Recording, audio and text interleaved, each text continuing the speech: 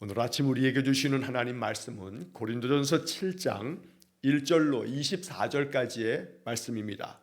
고린도전서 7장 1절로 24절까지의 말씀을 새번역 성경으로 봉독합니다.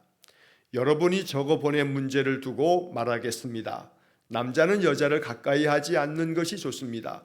그러나 음행에 빠질 유혹 때문에 남자는 저마다 자기 아내를 두고 여자도 저마다 자기 남편을 두도록 하십시오. 남편은 아내에게 남편으로서의 의무를 다하고 아내도 그와 같이 남편에게 아내로서의 의무를 다하도록 하십시오. 아내가 자기 몸을 마음대로 주장하지 못하고 남편이 주장합니다. 마찬가지로 남편도 자기 몸을 자기 마음대로 주장하지 못하고 아내가 주장합니다. 서로 물리치지 마십시오. 여러분이 기도에 전념하기 위하여 얼마 동안 떨어져 있기로 합의한 경우에는 예외입니다. 그러나 그 뒤에 다시 합하십시오. 여러분이 절제하는 힘이 없는 틈을 타서 사탄이 여러분을 유혹할까 염려되기 때문입니다. 그러나 내가 이것을 말하는 것은 그렇게 해도 좋다는 뜻으로 말하는 것이지 명령으로 말하는 것은 아닙니다. 나는 모든 사람이 다 나와 같이 되기를 바랍니다. 그러나 각 사람은 하나님께로부터 받은 은사가 있어서 이 사람은 이러하고 저 사람은 저러합니다. 결혼하지 않은 남자들과 과부들에게 말합니다. 나처럼 그냥 지내는 것이 그들에게 좋습니다. 그러나 절제할 수 없거든 결혼하십시오. 욕정에 불타는 것보다 결혼하는 편이 낫습니다. 결혼한 사람들에게 말합니다. 이것은 나의 말이 아니라 주님의 명령입니다. 아내는 남편과 헤어지지 말아야 합니다.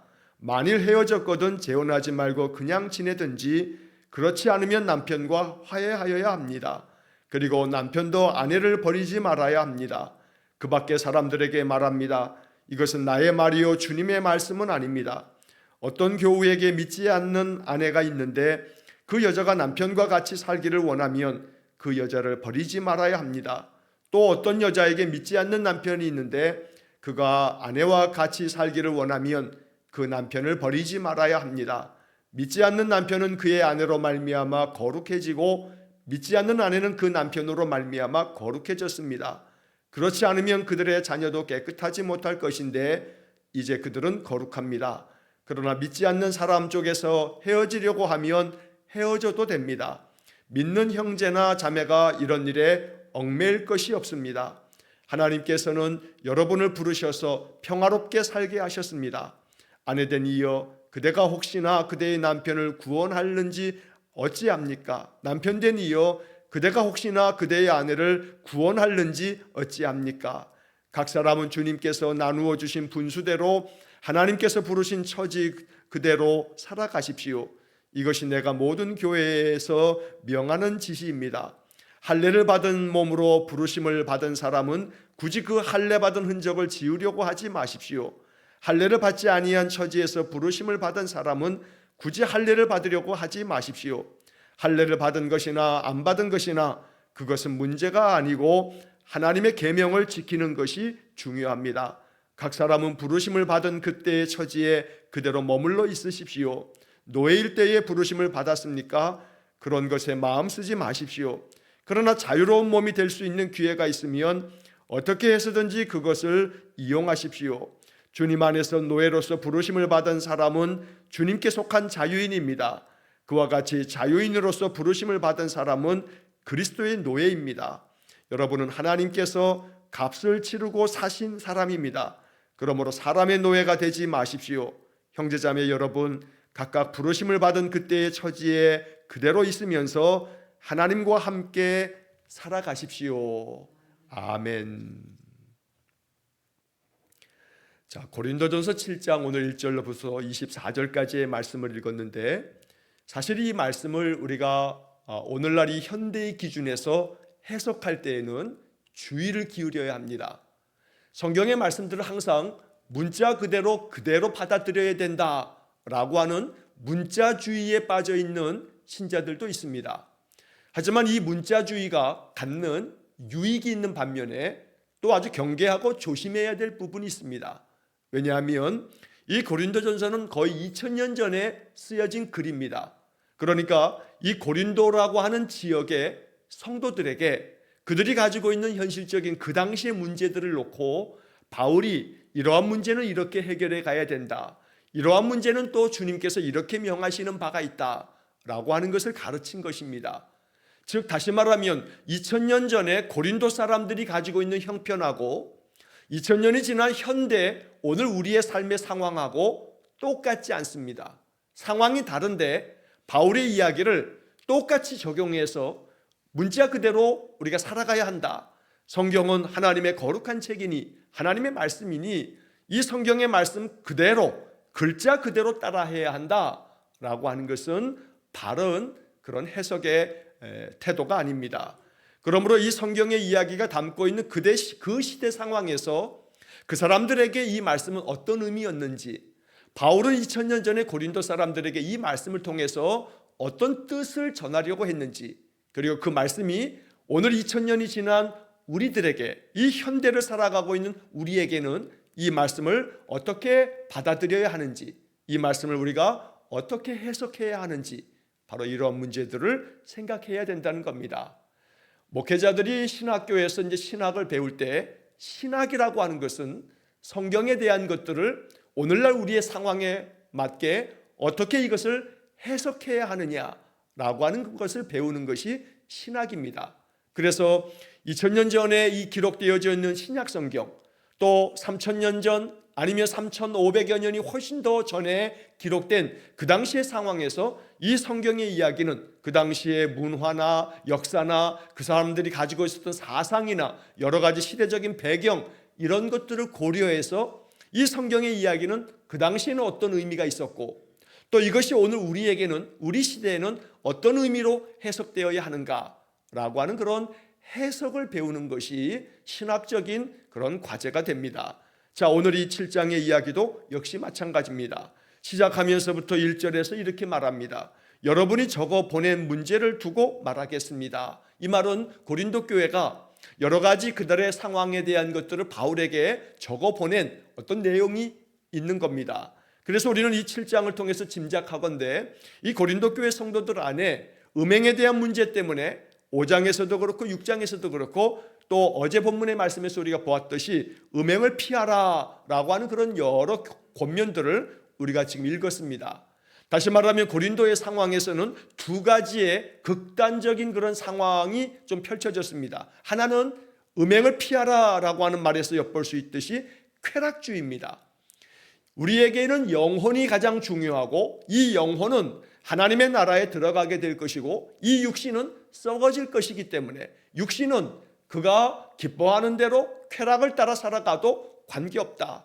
왜냐하면 육신은 죄악된 것이기 때문에 육신은 그냥 육신대로 살아가는 것이지 이 육신이 하나님의 부르심을 받은 것은 아니다 라고 하는 그런 사상을 이 헬라 사람들은 이원론적인 사고를 가지고 있기 때문에 영혼이 더 중요하고 가치가 있고 육신은 헛되고 썩어질 것이다 라고 하는 그런 생각을 가지고 있었기 때문에 이것이 신앙 안에 들어오면서 신자들이 영적인 삶을 살아가는 것이 중요한 것이지 육신의 문제만큼은 이것은 아무런 가치가 없다라고 여기면서 쾌락에 빠지는 겁니다. 음행을 행하는 것조차도 아무 거리낌이 없는 그러한 고린도 사회에서 신자가 되었지만 여전히 고린도의 그 문화 속에 젖어 있는 것들에 대해서 경계하는 것이 이 쾌락주의에 대한 경고의 말씀이 음행을 피하라 라고 하는 여러 말씀으로 제시가 되었던 겁니다. 자, 반대로 이런 쾌락주의와 정반대의 경우가 있습니다. 이 바로 금욕주의입니다. 신자는 모든 부분에 있어서 이 육신의 모든 문제에 철저히 금욕을 해야 한다. 성적인 그런 욕망조차도 완전히 금욕을 해야 된다. 그래서 반대로 쾌락주의는 성적인 그러한 열망도 마음껏 쾌락을 추구해야 된다라고 하는 입장이 있는 반면에 정반대로 아니다. 우리는 이 육신의 문제에 있어서 철저하게 금욕적인 삶을 살아야 한다라고 하는 그런 사람들도 있었다는 겁니다. 자, 이러한 문제 때문에 고린도 교회 성도들이 바울에게 편지를 하여 우리가 이러이러한 문제들 겪고 있는데 어떻게 하면 좋습니까? 라고 하면서 바울의 그 지혜를 구하고 뜻을 구하게 됩니다. 그래서 바울이 이 편지를 보내면서 여러 가지 다른 문제들도 있지만 그 들은 바 이러이러한 문제에 대해서 어떻게 해야 하는지, 어떤 태도를 가져야 하는지를 가르쳐 준 것이 오늘 본문의 이야기입니다. 말씀드린 것처럼 이 본문의 이야기를 문자 그대로 받아들일 것이 아니라 이 속에 담겨있는 뜻을 헤아리고 오늘 우리는 이 말씀을 어떻게 적용해야 하는가, 이 부분에 있어서 우리가 주의를 기울이면서 이 본문을 해석해야겠습니다. 자, 1절 말씀에서 그 중간에 남자는 여자를 가까이 하지 않는 것이 좋습니다 라고 하는 이야기는 남자가 여자를 가까이 함으로써 음욕이 생기게 되거나 그 음욕으로 말미암아 쾌락주의에 빠지게 되고 음행에 빠지게 되면 안 되기 때문에 남자가 여자를 가까이 하지 않는 것이 좋다, 이렇게 권하고 있습니다. 그러나 이것 자체가 문자 그대로 남자는 여자를 가까이 하지 말아야 된다 라고 하는 식으로 나가게 되면 이것은 성경을 잘못 해석하고 있는 겁니다. 그래서 바울은 뒤에서 여러 차례 이제 강조하고 있는 것이, 그래서 나처럼 당신들이 되기를 원한다. 그래서 나는 모든 사람이 다 나와 같이 되기를 바란다 라고 이렇게 7절에서도 말씀하고 있고 또 8절에서도 나와 같이 되어지기를 원한다 라고 말하는데, 바울은 평생 독신으로 살았습니다. 그래서 어떤 이들은 이 고린도서 7장의 이야기를 읽으면서 바울처럼 독신으로 살아가는 것이 하나님의 뜻이다 라고 하는 식으로 문자적으로만 받아들이는 것이, 이것이 올바른 성경 해석의 태도는 아니라고 지금 말씀을 드리는 겁니다. 자, 2절 말씀에 이제 전제, 조건은 있습니다.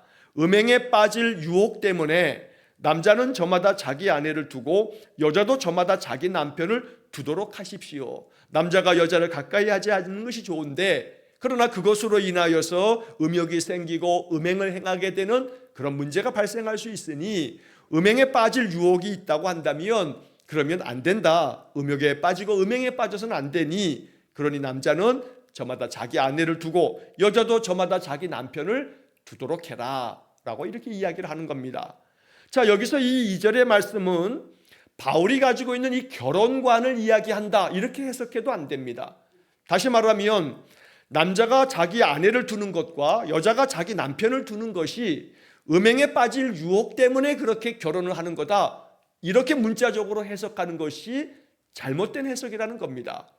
고린도의 특별한 상황 때문에 이런 이야기를 하고 있는 것뿐이지, 남자가 자기 아내를 두고 여자가 자기 남편을 두는 것이 음행에 빠지지 않도록 하기 위해서 이렇게 결혼을 하는 것이다 라고 하는 것은 결단코 아니라는 겁니다.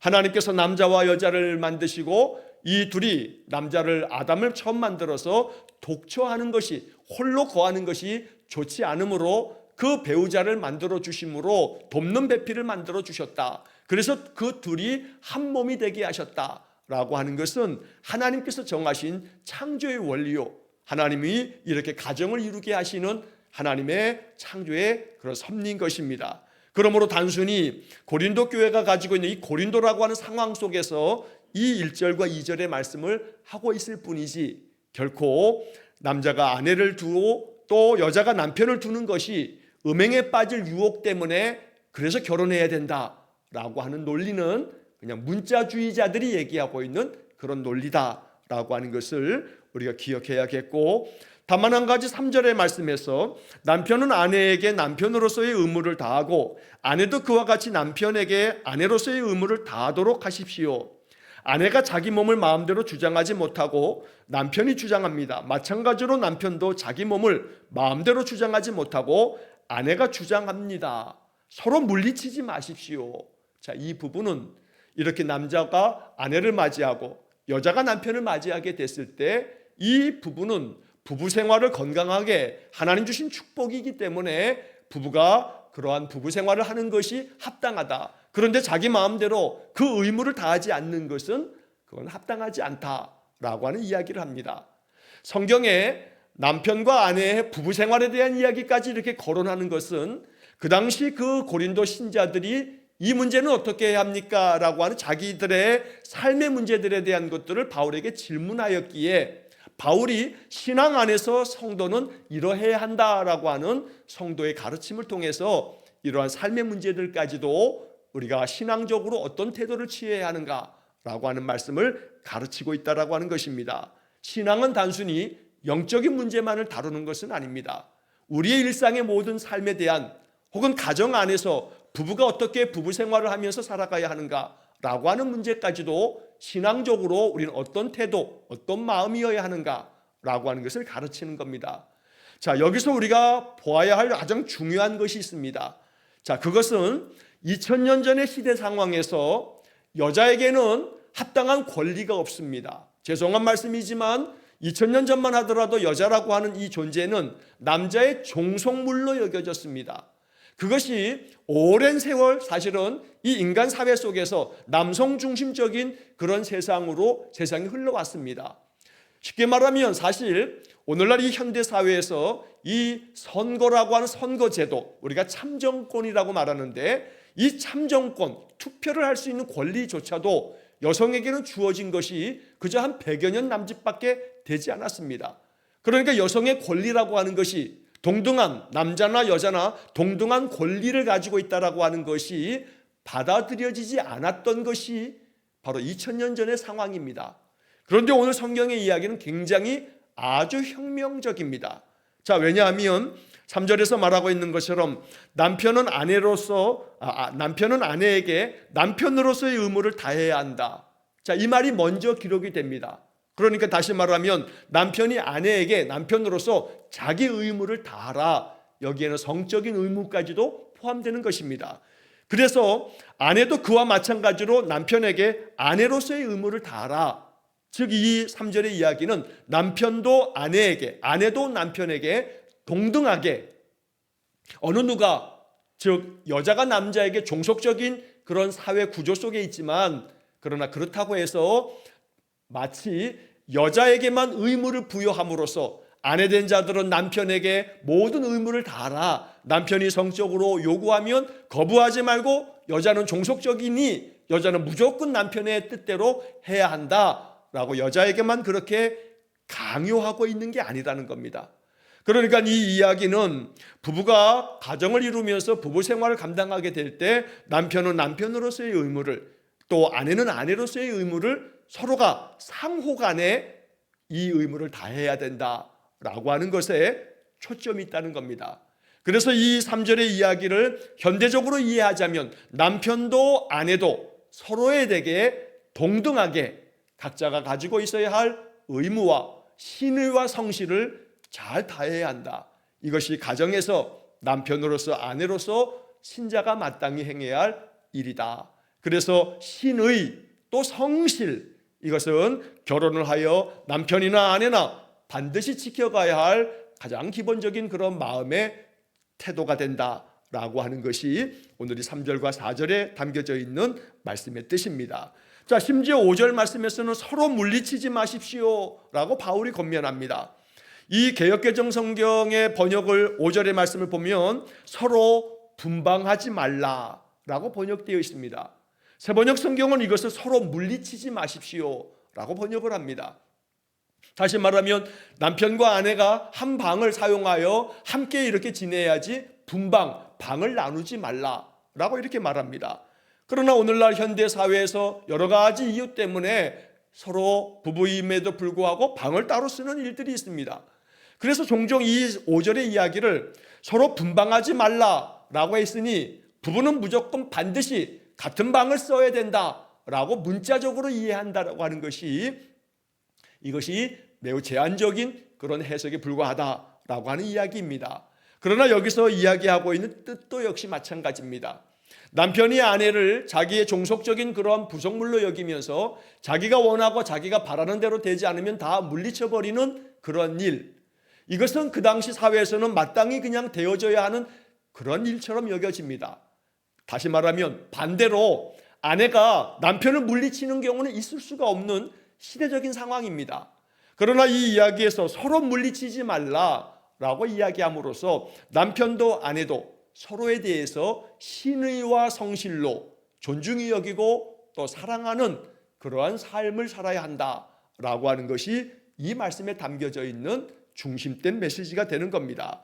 자, 5절 말씀에서 바울은 고린도 사람들이 보낸 그 질문에 대한 답을 하고 있는 것이기 때문에 여러분이 기도에 전념하기 위하여 얼마 동안 떨어져 있기로 합의한 경우에는 예외입니다. 그러나 그 뒤에 다시 합하십시오. 이 말씀을 통해서 부부가 여러 가지 이유와 또 원인이 있겠지만 그러나 가장 중심된 원리는 부부가 하나 되어짐이 하나님께서 원하시는 하나님의 창조의 원리이니 부부가 서로 나누어지지 않도록 하라라고 하는 말씀 속에는 부부의 하나됨을 강조하고 있는 것으로 이 말씀을 이해해야 한다는 것입니다. 자, 그 다음 이어지는 말씀에 여러분이 절제하는 힘이 없는 틈을 타서 사탄이 여러분을 유혹할까 염려되기 때문입니다.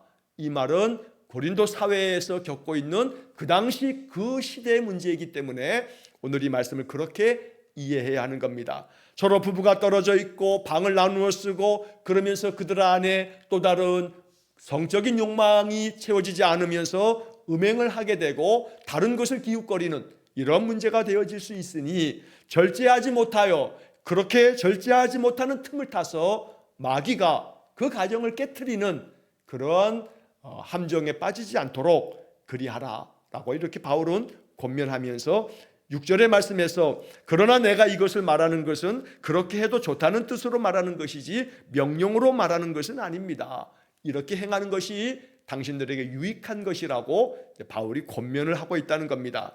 한편 7절 말씀에서 시작하며 말씀드린 것처럼 나는 모든 사람이 다 나와 같이 되기를 바랍니다. 그러나 각 사람은 하나님께로부터 받은 은사가 있어서 이 사람은 이러하고 저 사람은 저러합니다. 여기서 나와 같이 되기를 바란다라고 하는 것은 말씀드린 것처럼 바울은 독신으로 살았기 때문에 서로 여러분들이 이러한 많은 어려움들에 빠지지 않도록 하려면 나처럼 독신으로 지내는 것이 이것이 좋겠습니다 라고 권면을 하는 겁니다.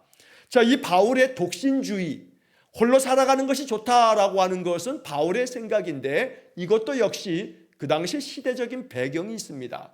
첫째는 그 당시 시대가 신자들에게 있어서는 로마의 박해가 있는 시대입니다. 예수를 믿는다라고 하는 것이 허용된 시대가 아닙니다. 오직 믿어야 할 신은 오직 하나, 로마의 황제밖에 없습니다. 그래서 모든 그 외의 신들을 섬기는 것은 이것은 로마 황제에 대한 반역으로 여겨졌습니다. 그래서 바울이 이렇게 전도하며 이 사역을 펼치는 그 당시 시점에서 로마의 박해가 기독교인들에게 가해졌기 때문에 이 박해 시간에 이 박해의 기간 동안에 신자들이 가족들이 이렇게 많으면 그 가족들로 인하여 받는 그 고통이 있다는 겁니다.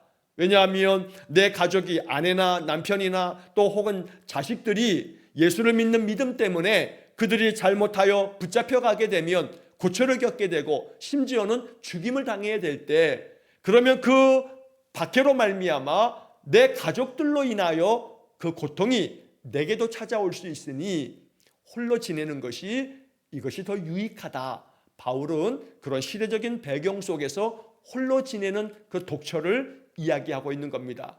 또 한편 이 이야기는 바울의 시대에 바울이 가지고 있는 종말론적인 그러한 의미에서도 이 속에 그런 뜻이 담겨 있습니다. 다시 말하면 바울은 예수 그리스도께서 재림하실 것을 마음 가운데 믿으면서 그 재림이 주님이 말씀하신 것처럼 너희들 가운데 내가 올라가는 것처럼 다시 내려오는 것을 볼 자가 있다라고 이렇게 여기어서 이 초대교회 신자들은 예수님께서 재림하시는 것이 매우 임박하다라고 하는 의식을 가지고 있었습니다.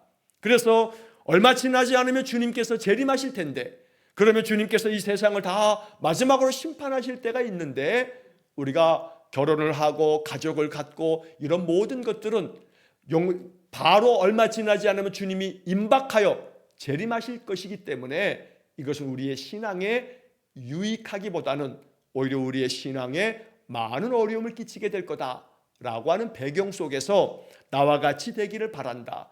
홀로 지내는 것이 더 유익하다라고 하는 이야기를 하고 있는 것뿐입니다.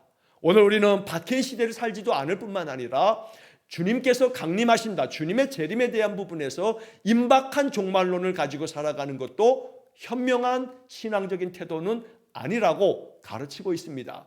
그러므로 바울이 얘기하는 그런 특수 상황에서 이런 말씀을 고린도 교인들에게 전해준 것이지 말씀드린 것처럼 이 바울이 말한 것처럼 독처하는 것, 홀로 지내는 것이 바울의 가르침이고 성경의 말씀이다. 그래서 홀로 지내는 것, 결혼하지 않는 것이 이것이 신앙적으로 더 좋다, 이렇게 말하는 것은 문자주의자들이 성경을 문자로만 해석하는 그런 태도이다라고 하는 것을 우리가 구분할 줄 알아야겠습니다. 반드시 바울이 이야기하는 것처럼 독처하는 것, 홀로 지내는 것이 가장 신앙적인 유익이다, 이렇게 말할 수 없다는 겁니다. 그래서 7절 하반절에서 바울도 말하고 있습니다. 각 사람은 하나님께로부터 받은 은사가 있으니, 그래서 이 사람은 이렇게 하고 저 사람은 저렇게 하는 거다. 어떤 이는 독신으로 이렇게 살아갈 수 있는 거고, 어떤 이는 가정을 갖고 이렇게 결혼하여 살 수도 있는 거다. 이렇게 바울도 이 부분에서 엄격하게 나처럼 살아라 라고 명령하는 것이 아니라 각자 하나님께로부터 받은 마음에 따라 이렇게 할 수도 있고 저렇게 할 수도 있다 라고 하는 그런 태도를 취하는 겁니다. 자, 한편 8절과 9절에 이어지는 말씀에서 결혼하지 않은 남자들과 과부들에게 말합니다. 나처럼 그냥 지내는 것이 그들에게 좋습니다. 그러나 절제할 수 없거든 결혼하십시오. 욕정에 불타는 것보다는 결혼하는 편이 낫습니다. 그래서 우리는 앞에서도 그렇고 오늘 이 8절 9절에서도 결혼이라고 하는 것 자체를 바울이 마치 욕정의 문제, 성적인 욕망에 대한 문제가 해결되지 못하게 되면 안 되기 때문에 결혼을 해라 라고 하는 이 바울의 결혼관을 이야기하는 것처럼 해석하면 안 된다는 겁니다. 2000년 전 이 고린도 사회가 굉장히 쾌락주의에 빠져있는 시대이다 보니 결혼하지 않음으로 말미암아 혹여 이것이 음행의 문제에 빠지지 않도록 하기 위해서 권면하고 있는 그런 시대적인 상황이 있기 때문에 이렇게 말씀하는 것뿐이지, 결혼하지 않은 사람들 미혼의 경우에도 일부러 결혼할 필요가 없다, 또 혹은 남편을 먼저 세상에서 떠나보내고 홀로 과부가 된 사람이 다시 결혼하려고 하지 말아라, 나처럼 그냥 혼자 지내는 것이 좋다, 이렇게 바울이 이것을 얘기하는 것은 아니라는 겁니다. 그 시대 상황, 고린도 사람들이 처해 있는 그런 상황 때문에 이런 말씀을 하고 있는 것이다 라고 하는 것으로서 우리가 오해하지 말아야 되는 겁니다. 자, 10절 이하의 말씀도 마찬가지입니다. 결혼한 사람들에게 이렇게 이야기합니다. 이것은 내 말이 아니고 주님의 명령이다 하면서 아내는 남편과 헤어지지 말아야 합니다. 만일 헤어졌거든 재혼하지 말고 그냥 지내든지, 그렇지 않으면 남편과 화해하여야 합니다, 이렇게 말하지만 이것이 주님의 명령이라고 해서 다시 강조합니다만 문자주의에 빠지면 안 됩니다. 문자적으로 이거 받아들여야 하는 것이 마땅하다라고 이렇게 주장하는 것이 바른 태도가 아닙니다. 여기 이 말대로 그대로 한다면 남편과는 절대로 헤어지면 안 된다, 만약에 헤어졌다면 재혼하지 말아야 된다, 이런 식으로 이야기한다면 오늘날 현대의 가정의 생활들, 부부의 생활의 문제에 있어서 오늘 우리 상황하고는 적합하지 않다는 겁니다. 그렇기 때문에 재혼하지 말고 그냥 지내든지, 그렇지 않으면 그 남편과 다시 화해하고 결합을 하라고 이야기하는 것으로 이것이 그냥 글자 그대로 이렇게 따라가야 할 지침이나 주님의 명령이라고 이렇게 볼 수는 없다는 것입니다. 또 12절 말씀에 그 밖의 사람들, 즉 결혼한 사람들에게 이렇게 얘기하면서 그 밖의 사람들도 이제 이것은 나의 말이고 주님의 명령, 주님의 말씀은 아니지만 믿지 않는 아내가 있는데 그 여자가 남편과 같이 살기를 원한다면 믿지 않는 그 아내를 내버리지 말고 그 믿지 않는 아내와 살도록 해라. 반대로 믿지 않는 남편이 있을 때에도 그 믿지 않는 남편이 아내와 계속 살기를 원한다면 그 남편을 버리지 말아라. 여기서 앞서 말씀드린 것처럼 2000년 전에는 여자가 남편을 버리는 일이 있을 수 없습니다. 상상도 할 수 없는 일입니다. 그러나 바울은 이 이야기를 통해서 동등함을 얘기하고 있는 겁니다. 남편이 믿지 않는 아내를 버리지 말아라, 또 아내가 믿지 않는 남편을 버리지 말아라, 갈라서거나 이혼하지 말라, 이렇게 얘기하고 있는 건데 그 당시에 여자에게는 그런 권리가 없습니다. 그러나 여자에게 그런 권리가 있는 것처럼 남자나 여자나 동등한 권리가 있어서 서로가 서로에 대해서 신의와 성실을 지켜야지 믿는다 믿지 않는다 이 문제를 가지고 갈라서서는 안 된다라고 이야기를 하는 겁니다. 간혹 우리 신자들은 자녀들을 결혼시킴에 있어서 믿음의 배우자를 원하는 마음이 있습니다. 맞습니다. 그것이 신앙 안에서 더 현명한 그런 태도요 자세일지 모릅니다. 그러나 그것이 절대적인 조건이 되어 올 수는 없는 겁니다. 왜냐하면 아내를 맞이하고 남편을 맞이하는 것이 이 사람이 믿음의 사람이기 때문에 믿음이 없는 사람이면 절대 안 된다라고 하는 것이 절대적 기준이나 조건일 수는 없다는 겁니다. 오늘 성경의 이야기에서도 바울은 그렇게 이야기를 합니다. 믿지 않는 남편이 그의 아내로 말미암아 거룩해지고 믿지 않는 아내는 그 남편으로 말미암아 거룩해졌습니다 라고 14절에 말합니다. 그러니까 이 이야기는 믿지 않는 배우자를 맞이하는 것이 하나님께서 원치 아니하고 금하는 것이다, 이런 기준을 세우는 것은 성경적이지 못합니다. 결혼은 두 남자가 서로를 아끼고 존중하고 사랑하는 마음, 사랑으로 인하여 결혼을 하는 것이지 종교로 인하여 종교적인 어떤 조건이 결혼의 여부를 결정하는 기준이 될 수는 없다는 겁니다. 그러므로 믿지 않는 남편, 믿지 않는 아내라 할지라도 오히려 믿는 아내나 믿는 남편으로 인하여서 그들이 거룩하여지고 하나님의 거룩한 백성이 되어질 수 있으니, 그러므로 바울은 16절의 말씀에서 아내든 이여 그대가 혹시나 그대의 남편을 구원할는지 어찌합니까? 남편된 이여 그대가 혹시나 그대의 아내를 구원할는지 어찌합니까? 이렇게 믿지 않는 남편이나 믿지 않는 아내라 할지라도 사랑하면 그 사랑 안에서 그를 맞고 받아서 아름다운 가정을 이루어 가도록 하라 라고 말씀하는 겁니다. 그러나 이렇게 말씀을 드리면서도 우리 성도에게 마음의 바람과 소망은 같은 가치관과 같은 신앙을 가지고 있는 배우자를 만난다라고 하는 것은 이것은 소중한 일임에 틀림없습니다. 그러나 그것이 절대적 기준이 되어서 종교적인 그런 이유 때문에 결혼의 여부를 결정하는 것은 이것은 바른 그런 태도는 아니다라고 하는 것으로 이 말씀을 이해해야겠습니다. 자, 마지막으로 17절부터 24절까지의 이야기에서는 하나님의 부르심의 원리에 대한 이야기를 하고 있는 것인데, 자, 이 이야기도 그 당시 2000년 전의 시대 상황을 이해해야 합니다. 2000년 전의 시대 상황이라 하면 다시 말하면 노예 제도가 그 당시에는 그냥 보편적인 그런 상황입니다. 그러니까 오늘 이 이야기를 그대로 따진다고 한다면 노예들은 노예의 부르심의 처지가 당신이 노예이니 노예로 살아가는 것이 이것이 하나님의 부르심의 뜻이다. 바울은 이런 식으로 얘기합니다. 그러면 이 이야기를 문자적으로만 이해한다면 바울은 노예 제도를 인정하는 것으로 이렇게 이야기를 하는 겁니다. 그러나 오늘 이 현대사회에서 노예 제도라고 하는 것은 있을 수 없는 겁니다. 어떻게 사람이 주인이 되어서 똑같은 사람을 종 부리고 노예 부리듯이 부른다라고 하는 것은 사람에게는 하나님이 부여하신 모든 사람들에게 하나님이 나려주신 그 사람 고유의 인권이 있는데 노예 제도라고 하는 것은 현대사회에서 적합하지 않습니다. 그러나 바울은 오늘 본문의 이야기에서 노예는 노예로서 부르심을 받은 사람이니 그는 그의 자리에서 그 책임을 다하라 라고 하는 식의 이야기를 하고 있으니 이것은 문자적으로 받아들일 문제가 아니라는 겁니다. 자, 17절에서 각 사람은 주님께서 나누어 주신 분수 그대로 하나님께서 부르신 처지 그대로 살아가십시오. 노예로 부르셨다면 노예로 살고 자유인으로 부르셨다면 자유인으로 살아가고 할례를 받은 몸이면 할례를 받은 자로 살고 할례를 받지 않은 사람이면 할례를 받지 않은 사람대로 그냥 살아가라, 이렇게 얘기하고 있는데 이것이 오해가 되어서는 안 되는 겁니다. 여기서 바울이 이야기하려고 하는 것은 이방인인데 유대인이 아닌데 하나님의 자녀가 되어지려면 구약의 율법을 따라서 무조건 할례를 받아야 된다, 이렇게 주장하지 말라는 겁니다.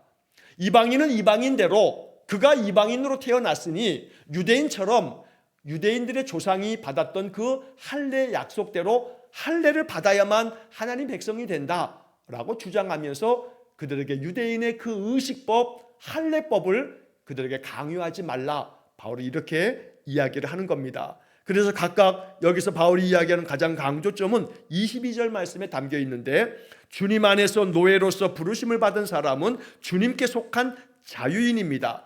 그와 같이 자유인으로서 부르심을 받은 사람은 그리스도의 노예입니다. 굉장히 역설적인 그런 표현입니다. 이 22절의 말씀에 바울의 본뜻이 담겨 있습니다. 바울은 그 시대의 노예 제도를 그 시대의 문화였기 때문에 그것 자체를 부정하지 않습니다. 현대사회 오늘 우리들이 받아들일 수 없는 그런 자세이긴 합니다. 그러나 중요한 것은 그 시대 노예들도 하나님 부르셨다. 그러므로 너희들은 노예의 신분으로서 하나님을 부르셨기 때문에 하나님의 부르심을 받은 하나님의 자녀이므로 너희들은 비록 신분은 노예이지만 그리스도 안에서 너희는 주님께 속한 자유인이다.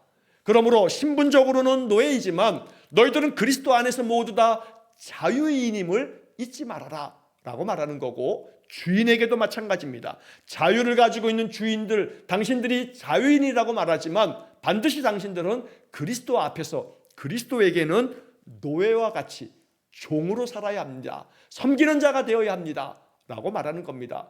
바울은 그래서 바울의 그 편지 글에서 나는 그리스도의 종이다 라고 하는 이야기를 자주 하는 것입니다. 그래서 이것은 자유인으로 부르심을 받았던, 아니면 종으로 부르심을 받았던, 아니면 유대인이든 아니면 헬라인, 이방인이든 관계없이 자기에게 주어져 있는 이 삶에 대한 것들을 하나님께서 나를 부르신 모습이라고 여기면서 그 안에서 자유인도 주님의 종처럼, 또 종이라 할지라도 그리스도 안에서 난 자유인이다 라고 하는 마음으로 자기에게 주어진 삶에 하나님의 뜻을 이루어가며 하나님과 합하여 살아가라 라고 바울이 말하는 겁니다. 그래서 마지막에 23절 24절에 아름다운 복음이 담겨 있습니다. 여러분은 하나님께서 값을 치르고 사신 사람입니다. 여러분이 종이든 자유인이든 유대인이든 이방인이든 모두가 다 하나님께서 예수 그리스도를 값으로 내주고 여러분들을 사신 하나님의 사람들입니다.